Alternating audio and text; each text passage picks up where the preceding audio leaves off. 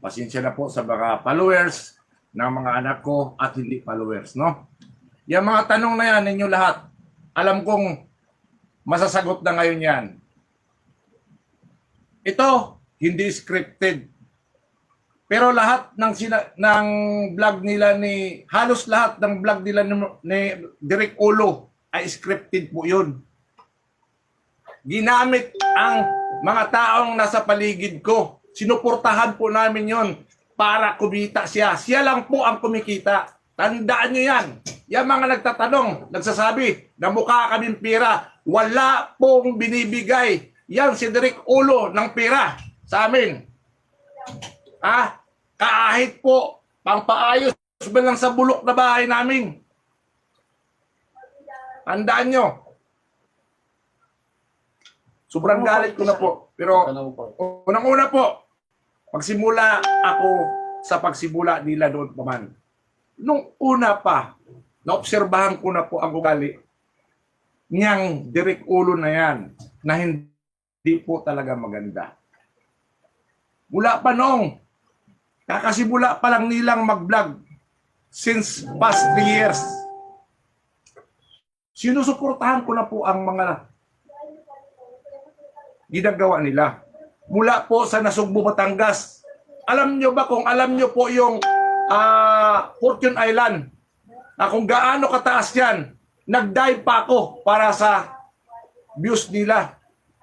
Buwis buhay po ako para ipakita ko yung pagsuporta sa kanila. Hanggang napunta kami ng White Sand, hanggang napunta po kami sa Kabiang Tunnel, yung boundary ng Cavite. Sinusuportahan ko po yan sila. Pero wala pong utang na loob yan. Tandaan nyo yan. Wala pong utang na loob yan.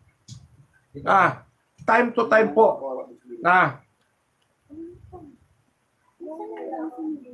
Inobserbahan ko lang yan sila. Ginamit na lahat ng mga taong nakapaligid sa amin sa mga kasinungalingan yung gustong gawin. Pero po ito sasabihin ko sa inyo. Naawa po ako sa anak ko. Malabo daw boses, lasa mo. Naawa po ako sa anak ko. Ay Kipi. Kasi bakit po? Yung bilang pagkamagulang ko, pinapahubad niya yung anak ko sa harapan ng milyong tao. Hindi yan humihingi sa akin ng advice kung gagawin ba niya o hindi. Tinatapakan na po niya yung pagkatao ko. Bakit magulang ba siya? Kayo mga magulang, pahubarin yung anak nyo sa karamihan tao na hindi nyo alam. Anong gagawin ninyo? Kayo mga anak, tandaan nyo yan. Pahubarin. Kayo ng kasintahan nyo. Sa harap, ginagago nyo yung magulang ninyo. Ginagago nyo ang apelido ninyo. Sabihin ko sa inyo, totoo lang, sama ng loob ko. Noon pa yan eh. Hanggang last day po ng kunwari nilang proposal talagang pinilit ako, hindi lang ako makahindi gawa ng yung anak kong ang sa akin, ang nag-invite sa akin. Hindi po ako pumasok sa trabaho ko. Nag-absent ako. Nag-absent ako po para lang masuportahan yung kalukuhan na proposal na yan. Hindi po totoo yan. Kita nyo para akong robot? Doon, kung napanood nyo yun, para kami mga robot. Siya lang ang halos nagsalita kasi scripted niya nga yun.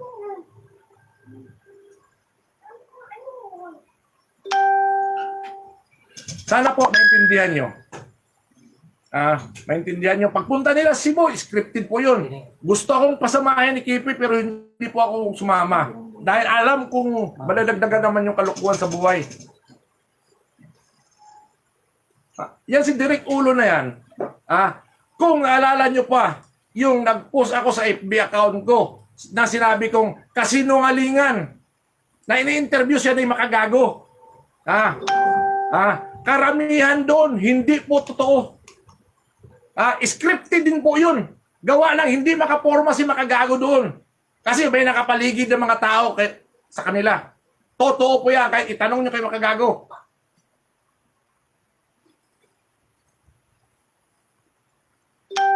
Tingnan nyo sa account ko. Sinabihan ko yung kasinungalingan na yon. Pero ito, punong-puno na po ako.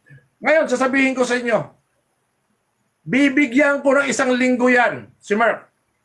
1 linggo, pag hindi niya naayos to at hindi siya nagpakita dito sa amin at ayusin niya yung gusot na to para sa pamilya namin, magkikita na kami sa kung saan kami magkita. Ihahabla ko na po yan. Tandaan nyo, hindi nyo alam kung gaano kasakit sa puso ko eh. Tama yung sinabi mo, Mark. Na mga bubo kami. Tama, bubo. Tama yung sinabi. Sinabihan kami. Na bubo kami. Pag nag-aaway sila ni Kipi. Mga bubo daw kami. O kasi ginagamit niya kami. Kaya sabi niya bubo. Ginagamit niya kami. Kaya sabi niya bubo. Tama yun. Para kumita siya. Para kumita siya. Pero kami, hindi kami kumikita. Ako pa mismo gumagasto sa pera ko. Halos kalahati ng sahod ko napupunta sa kanila. Gawa ng marami sila pupunta sa bahay. Paglulutuan ko, oh tama, magbibigay yan, gentlemen. Magbibigay yan. Katiting lang para sa kanila, hindi pa sapat yun. Pagkabandang huli, pag uwi, sobrang pagod ko. Gawa ng maglilinis pa kami ng bahay. Mag-aasikaso pa kami. Kung alam nyo lang, gaano kasakit. Tama yung sinabi ng anak mo. Yung mga baser na yan dyan, huwag kayong magsalita kung pasok sa pusot isipan ninyo. Noon pa yan eh. Nagagalit na ako, gawa ng sasabihin nyo, mukhang pera kami. Niki, hindi nyo ba alam? Ang katotohanan, magsasalita agad kayo ng ganun.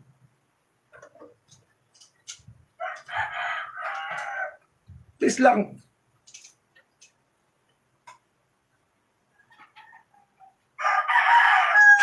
Sobra na po. Hindi na po maganda talaga.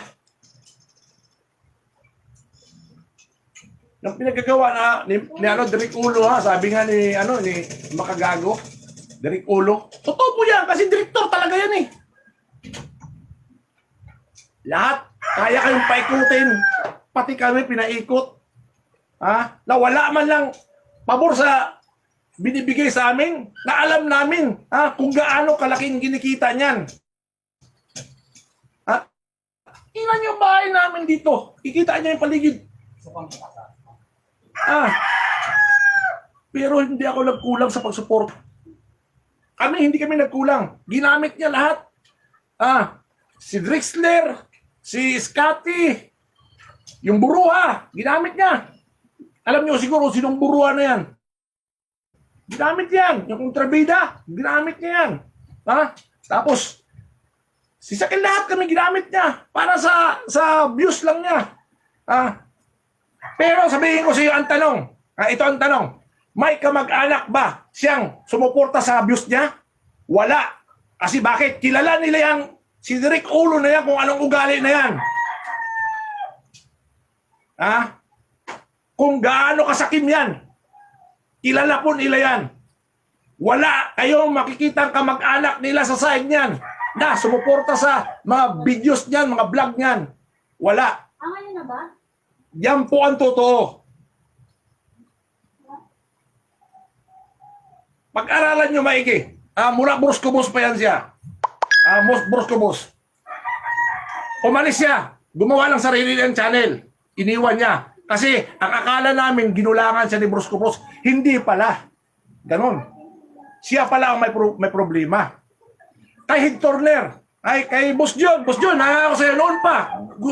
Gusto na sana mangyari ni Head Turner na ilabas tong problema na to. Gawa lang noon pa. Alam na ni Boss John kung magkano kinikita nila ni Kipi. Pero hindi po nagbibigay yan. Sakim po sa pira yan. Kaya po nagkahiwalay. Halos lahat ng mga nasa panig niya, humihiwalay na po sa kanya. Gawa ng sama-samang ugali niya.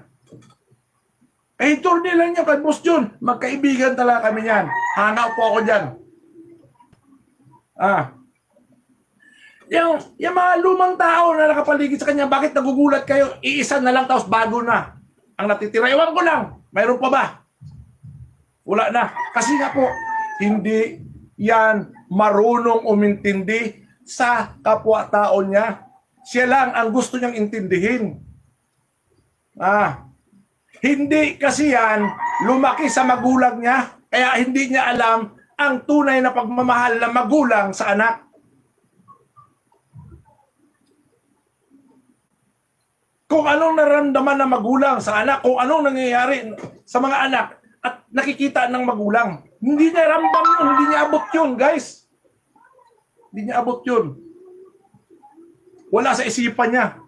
Ang gusto niya pa, gumano na lang gumano ng pira. Kaya, alam ko maraming galit na dyan. Alam ko maraming galit na. Minsan tingnan niyo yung mga tinag sa timeline ko. Kung ano yung mga nakapaligid na mga salita ng mga tao. Galit na dyan. Pero ako, abot na makakaya ko, pinagpapasinsyahan ko pa rin yan. Gawa ng, naging party rin sa buhay ko siya eh. Kahit na ginago niya ako. Naging sila ng anak ko na sinusuportahan ko. Abot na makakaya ko, guys.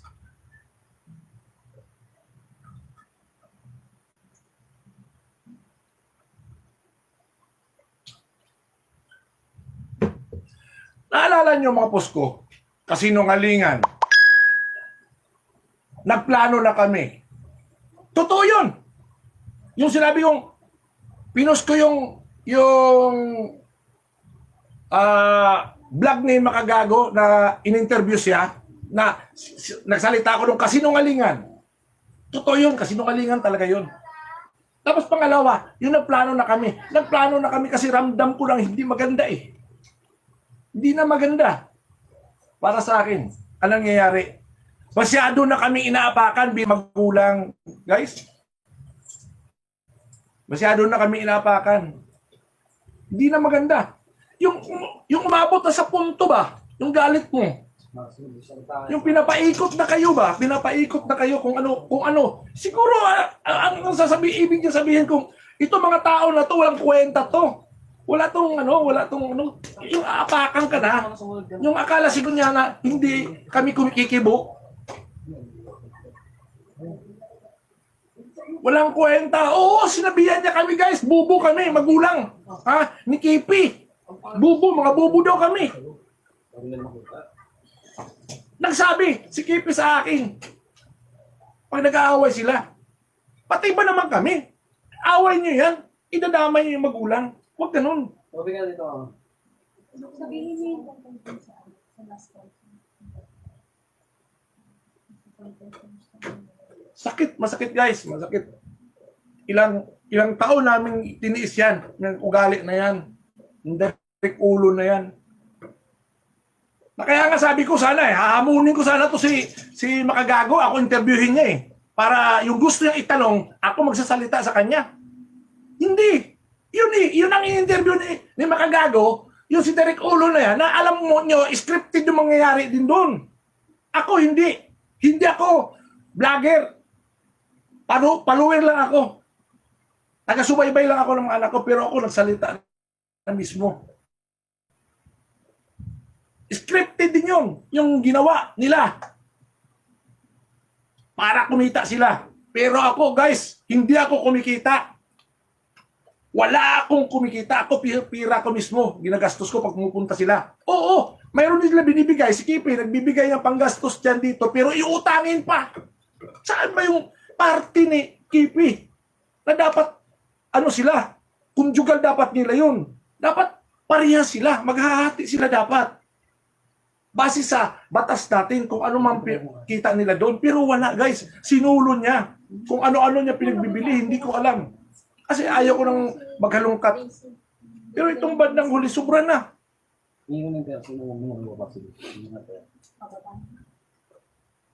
Pasensya na kayo guys, hindi ko binabasa yung ninyo. Mga comments nyo dyan. Hindi ko binabasa yan. Guys, hindi ko binabasa yan. Kasi sobrang libong comments yan. Pero alam ko ang naramdaman nyo. Alam kong nagsasabi na naman kayo, na vlog naman, promotion na. Hindi po promotion to. Totoo po to. Totoo. Hindi po ako magsasalita nito kung hindi na ako nakapiktuhan. Ako na mismo bilang magulang. Pinukpok na ako ng maso, guys. Hindi Bartilyo, maso. Inaapakan na kami.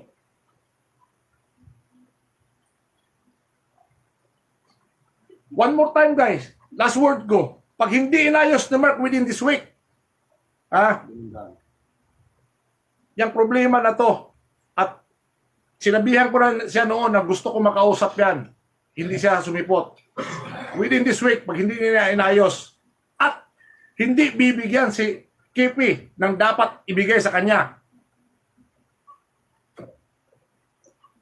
magsasampan ako ng demanda. Mark my word.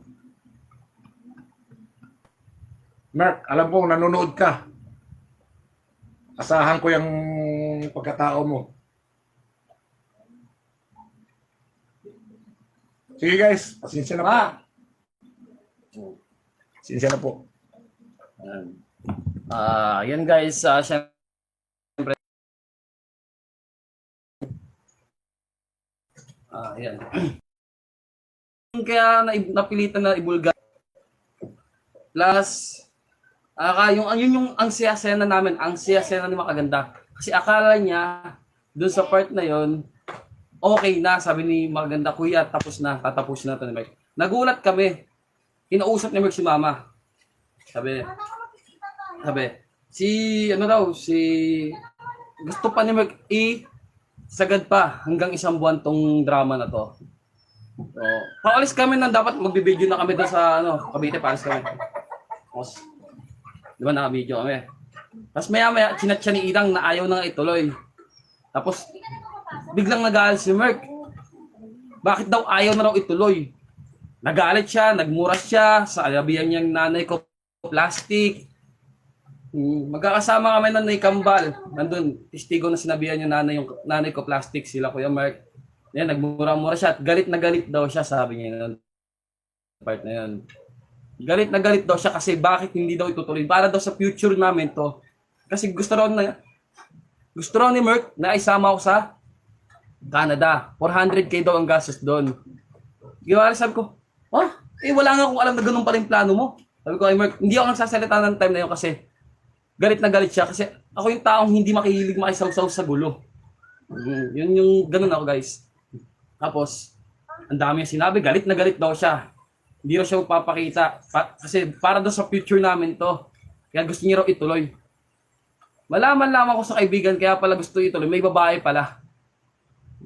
Mga kaibigan niya rin nagsabi sa akin, sa mga kasama namin, may babae pala si Merk. Yun yung ibig sabihin pa rin yan. Hindi ko pa sure kung totoo talaga guys na may babae si Merk. Pero yun ang sabi kasi. Sa kayong singsing na sinasabi nyo, wala sa amin. Ipapaayos pa. Ipapaayos yun. Yun nga guys. Wait lang guys, magsasalita rin yung mother ko. Wait lang. Ma!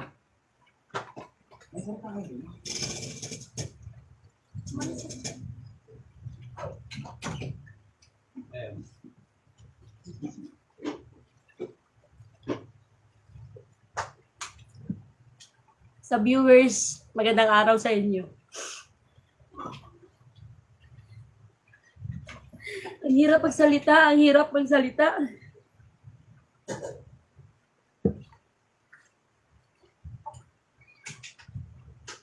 Sobrang hirap. Kasi alam nyo, tanga nga din ako pumayag ako sa mangyari ni Merk. May mali ako, may mali din ako. Kasi umpisa pa lang, pumayag ako. Pumayag kasi ako para malaman nyo, pumayag ako. Para makatulong sa kanila. Mali pala yung magpayag ko. Nung mapunta kaming Cebu, nag-usap na kami. Natatapusin na daw to. Kawawa si Idang noon. Umiiyak siya habang ginawa niya yung blind date na yon. Kawawa yung anak ko. Pero pinapayuhan ko na lang na para sa kanila yon.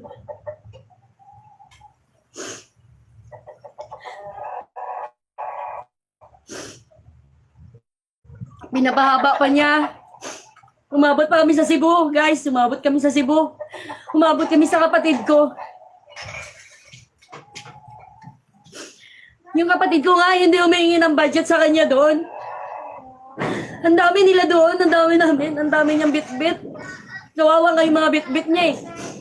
Parang pinabayaan lang niya, ginamit niya lang din. Lalo na yung kambal.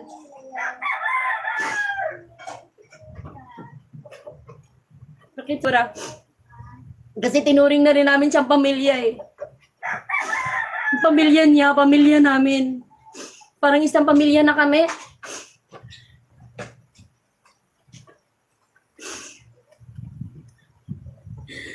Lahat ng ginawa niya, gusto niya yun. Siya may gusto lahat. Pumayag ako para makatulong.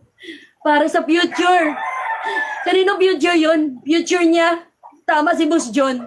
Boss John, tama ka. Future niya yun. Nung umay kami si Bukala namin tapos na. Kasi yun ang sabi niya. Umaasa si Hidang. Natapos na at masaya na kami. Ngayon, kinausap niya ako na masinsinan sa kwarto. Dinamay niya pa yung pangalan ng mama niya. Yung mama niya kasi nag-uusap din kami. Nag-chat din kami.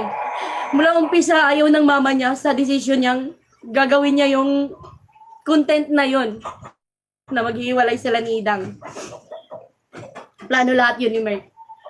Ngayon, ang sabi ng mama niya sa akin, Balae tawag niya sa akin eh. Sabi niya, Balae, hindi ko gusto yung content na yan. Pakiramdam ko may mangyayari. Sabi ko, gusto ng anak mo yan eh. Kaya sige, sasakyan na lang natin kung hanggang kailan niya gusto. Sandali lang naman daw.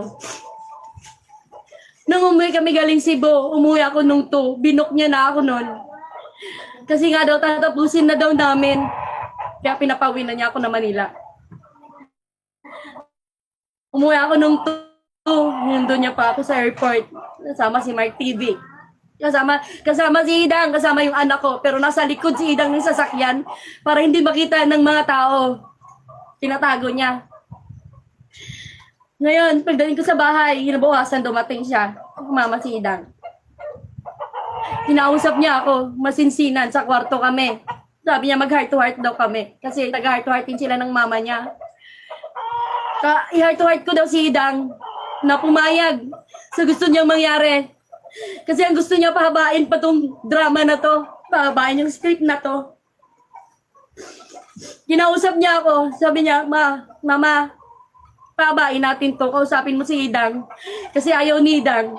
Sabi ko, alam ba ni Hidang? Sabi niya, hindi. Ayaw ni Hidang. Sabi ko. Pahabain daw hanggang 20. Kasi daw, cut off. Alam niya, nagmi-million views. Hindi ko pinagyayabang sa sarili ko. Nagmi-million views kasi dahil sa kung kontrabida ko. Alam niyo yan. Naghihingi ba ako? Hingi ba akong kapalit? Oo, nagbibigay siya. Pero yung bigay niya, sinusumbat niya pa sa ano ko pala yun. Si Hidang hindi nagsasabi sa amin yan dahil mahal niya si Merk, pinoprotektahan niya sa amin. Pag may masabi nga kaming hindi maganda sa pandinig ni Hidang na tungkol kay Merk, nagagalit pa yung anak ko sa amin. Si Hidang pa yung nagagalit. Kasi pinoprotektahan niya si Merk. Ngayon ang sabi niya, tuloy natin yan. Ngayon sabi niya, ituloy natin to. Kukuha na naman ako ng ibang babae. Blind date ulit. Napasmile ako. Siyempre, di ko alam ano sasabihin ko eh. Napasmile ako. Ngayon, ang akala niya, yung smile ko na yon ay pumapayag ako. Kaya niya ako sinabihan na plastic. Nabigla ako, hindi ako makapagsalita. Huli impact sa akin. Ngayon sabi niya, tuloy natin to, kukuha ako na ibang ka-blind date.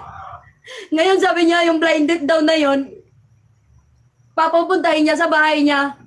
Ang gusto niya, magdadala ng ulam, dadalan daw siya ng masarap na ulam. Para daw makita ng mga subscriber o mga viewers na wala na talaga sila ni Hidang. Nabigla ako, pero hindi ako nakapagsalita, hindi ako ewan ko sa kanya, kung sa palagay niya yung smile ko ay pumapayag ako, umuoo daw ako, sabi niya. Ngayon sabi ko, akala ko ba tapos na?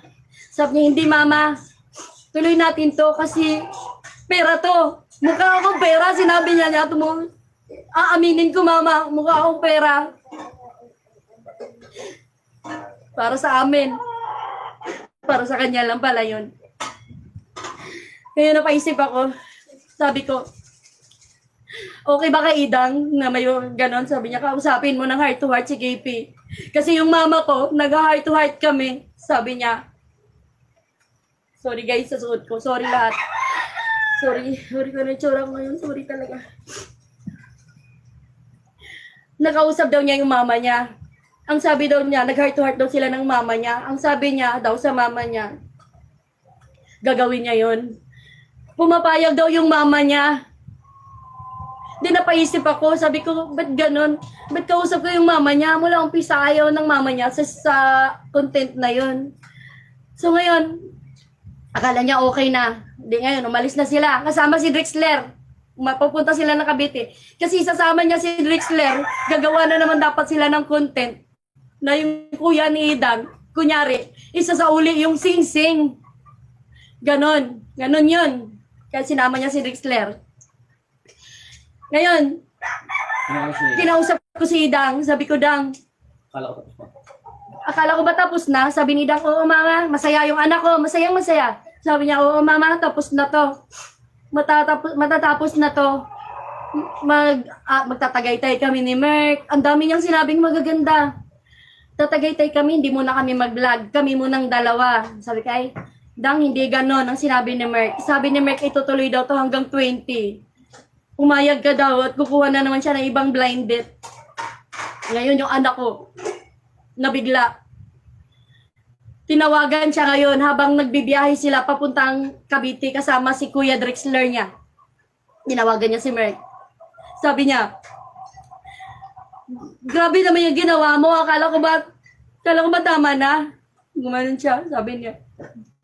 Minura niya si Merk kaya pinatayan siya. Binlock niya si Merk agad. Tapos, naka-block din sa akin.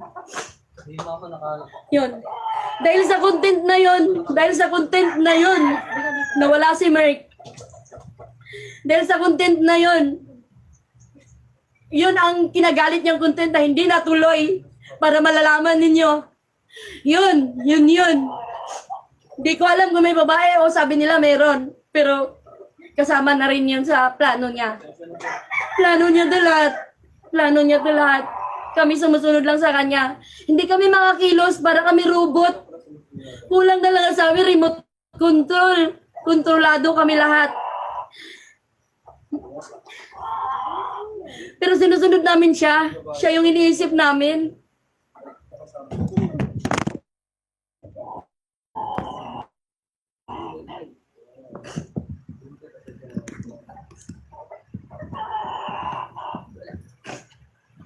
Sorry guys, nahulog. Dahil sa content na yon na hindi kami pumayag. Dahil sa content na yon, dinamay niya pa yung mama niya. Pero yung sinabi, nag-usap kami ng mama niya. Sabi ng mama, Diyos ko po. Ako yung ayaw sa content na to. Tapos ngayon, dinamay niya yung mama niya. Nagchat-chat kami ng mama niya. Nanghihinayang din yung mama niya sa pinagsamahan. Sayang din kasi tinuring na namin siyang anak. Pero pag wala pala kami sa harap niya, iba yung sinasabi niya sa amin. Totoong tao kami. Tsaka mahirap lang kami. Hindi po kami mayabang. Kilala po kami dito sa lugar namin. Kahit pumunta po kayo dito. Kilala po kami dito. Hindi po kami mayabang. Hindi po namin nangadyumaman.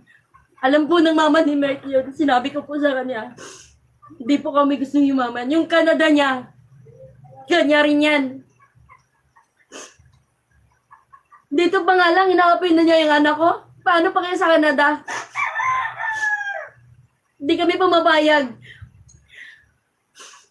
Yung Canada niya, mula umpisa, ayoko niyan. Kasi alam ko ang mangyayari sa anak ko doon. Anong gagawin niya sa anak ko doon? Siya yung may hawak ng pera. Walang kapera-pera yung anak ko. Hindi makakaalis yung anak ko doon. Kung walang hawak na pera yun. Ako naging masama sa lahat. Pumayag ako maging masama. Kasi ayoko siyang mabash. Sabi ko sa mama niya, sige, gawin ko to. Para malipat sa akin yung bash. Huwag lang sila mabash. Hindi ako nagbabasa ng comment. Kasi ang sasama ng comment niyo sa akin.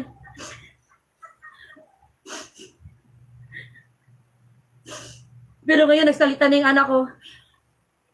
Masaya na ako. Masaya na kami. Umiiyak pa rin ako. Umiiyak ako kasi sobrang sakit. Sakit din. Kung anong naramdaman ng sakit ng anak ko ngayon, dudubli ako. Dumubli sa akin. Kasi ako yung pumapayag. Mali pala ako.